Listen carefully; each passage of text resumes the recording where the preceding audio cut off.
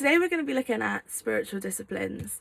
So on Wednesday we posted up our little information about today's devotional. I'm just going to read the passage so we're all on the same page and then we all know what we're talking about. So I'm reading from Romans chapter 12 verse 2. It says, "Do not conform to the pattern of the world, but be transformed by the renewing of your mind. Then you will be able to test and approve what God's will is, his good, pleasing and perfect will." So Paul's talking about our mind in this bit. So he's talking about how we have a mind from the flesh, so very influenced, our thoughts and things are very influenced by the world, which in this day and age is so hard to avoid. There's so many things around us that can influence our mind that are of the world. But Paul is talking here about how we need to renew our mind. So we now need to have a God-given mind. The renewing of the mind means that we can discern God's will for us. The renewing of the mind helps us to recognize that in God's eyes, we are good, we are acceptable, and we are perfect in his sight. In this verse, God's will for us is to devote our bodies to his service. When looking at the first part of the verse, we can see that Paul is telling us that we need to not let ourselves become our surroundings. So everything that's in the world, we can become very influenced by the things around us, social media, the news, our peers, and sometimes that's not always a good thing. That can draw us away from God, which isn't great. We want to be so connected to God, and so basically Paul's telling us that we need to not let ourselves become our surroundings. We need to make sure that our mind is so connected with God, because these things will help us discern the good and pleasing, perfect things that God wants for us. Paul is saying that these actions are giving ourselves to God, and the renewing of our mind is a form of worship to God. By doing these things as worship, this is then us wanting to be more like Jesus, which is then going to bring us closer to God. So as I was researching this and looking at this, I came across this quote, which I thought was quite relevant, from Michael Bird and Scott McKnight, and it says, "We should live in such a way as to make clear that our bodies belong to God and not to Starbucks, Netflix, Forever 21 and Apple." For me, this kind of made me chuckle a bit, because I think we have become, quite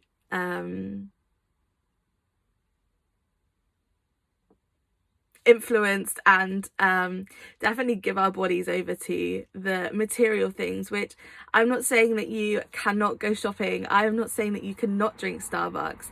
Just let's not make everything revolve around those things. We have to surround ourselves with God. We need to make sure that we are filling our minds, heart and soul with as much of God as we can. This means that we need to make sure that we're spiritually disciplined. In the devotional that we sent out on Wednesday, there was a question for you to think about, ready for this video. The question was, are you developing a consistent and devotional prayer life? Let's look at what spiritual disciplines look like, and then how we can practically be more spiritually disciplined. So, what does being spiritually disciplined look like? So there's a few things when I was looking at this and kind of realized there was two categories that spiritual disciplines are kind of split into. So the first one is disciplines of letting go. So letting go of the world and all that. And then the disciplines of activity. So this is how we then become closer with God, and that's how we renew our minds to having a God-centered mind. So here's some disciplines that we can do for the letting go of the world. So this can be spending time with God by yourself. So just completely, you're the only one kind of like in the room, spending time with God. This could look like many things, and you can do this in many different ways. I'm not saying that you have to sit in a corner of your room in the dark, in silence, with God. So for example, let's take Jotham. I know that Jotham's been going out during this lockdown for daily walks, and in that time he's like listened to preachers, he's had worship on through his headphones, and he's connected with God in that way, that one-to-one time, because that is when that's just some precious moments where you can really be vulnerable with God, be open with God, and just create that space for you to hear him and listen to him.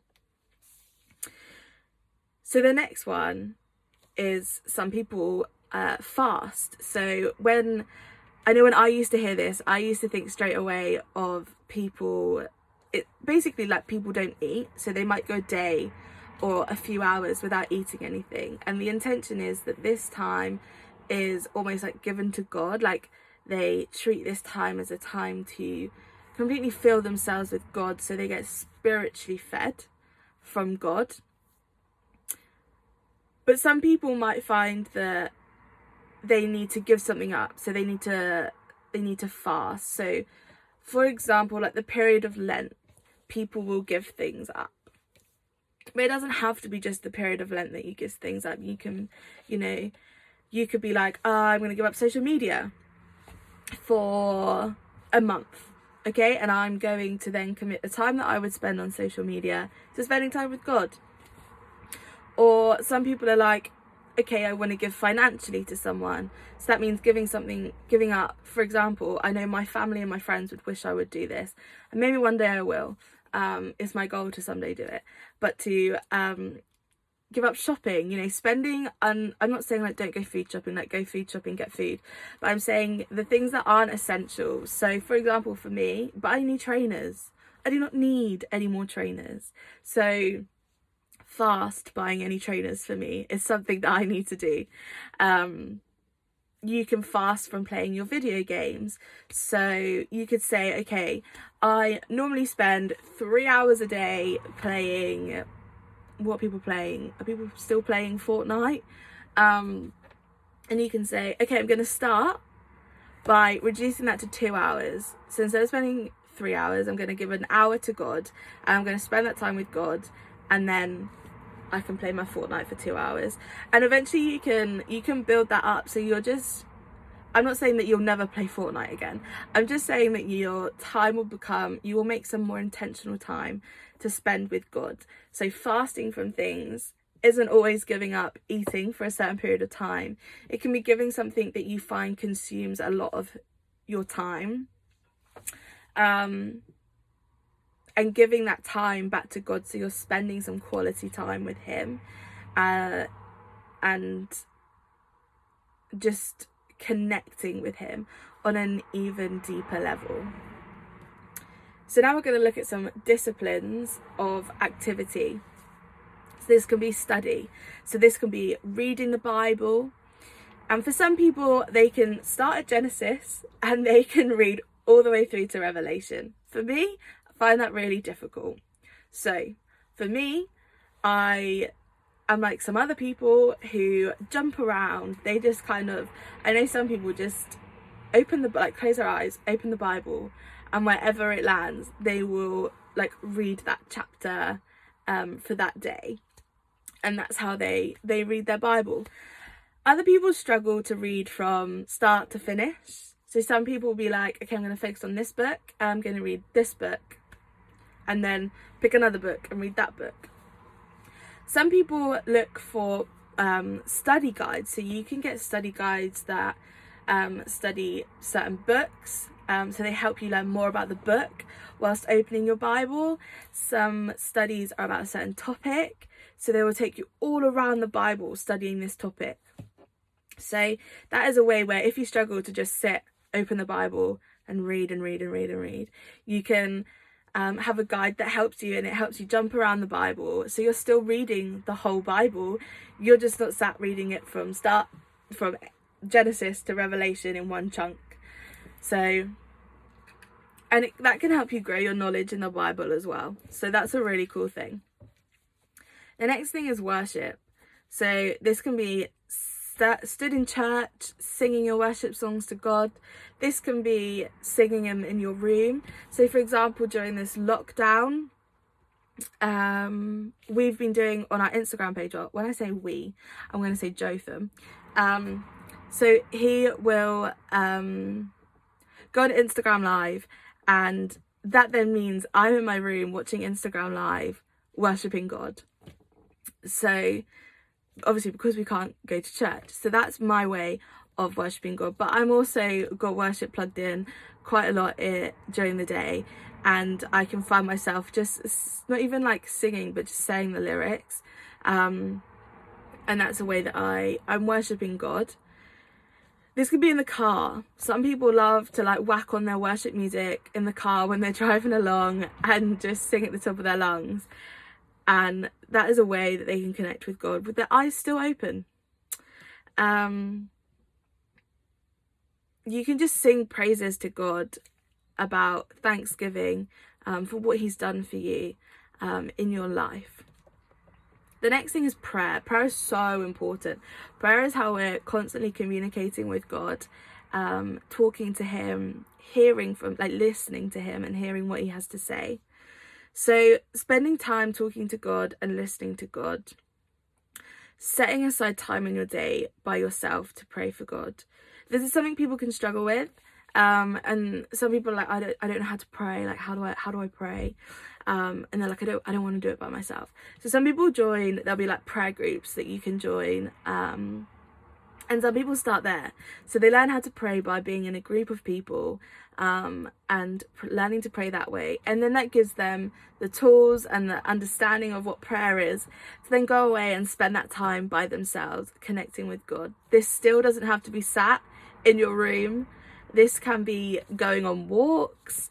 This could be many ways of just spending time talking to God, telling God what you're thankful for, telling God what you're struggling with, telling God it's just like having a conversation. So like when you're sat around the table with your family, just talking about life, this is how you should be talking to God. And it does feel strange. It's something that I struggled with for a long time, and I was just like, but I'm not talking to anyone, like there's no one sat in front of me. But you have to remember, God hears everything. God is with you all the time, even though you can't see him. So just connecting with him by talking to him, and this then opens you up to listening to him. This can lead you to hearing what he has to say. This doesn't always mean you hear an audible voice, so like you're hearing me talking now. This can be God showing you signs. This can be things happening in your life and you're like, that wouldn't happen. Only God can do that. So this is a time where God can just really input into you, into your life, into your situations, because you're communicating with him where you're at. He knows where you're at, but it's so much more personal when you tell God where you're at. And that's the thing that daily I do. I just sit there and I'm like, do you know what, God, today's been really tough. I've struggled with many things today, and these are the things that I've struggled with. And sometimes I don't hear anything from God and I don't see anything from God, but I know in my heart, in myself, that I've just given it to God, and I've been like, do you know what? I've told him now, it's out of my hands. And you never know, like I never know, like a few days down the line, God will do something and I'm like, oh my goodness, like that's crazy. Like he heard my bad day and then look at what has happened today.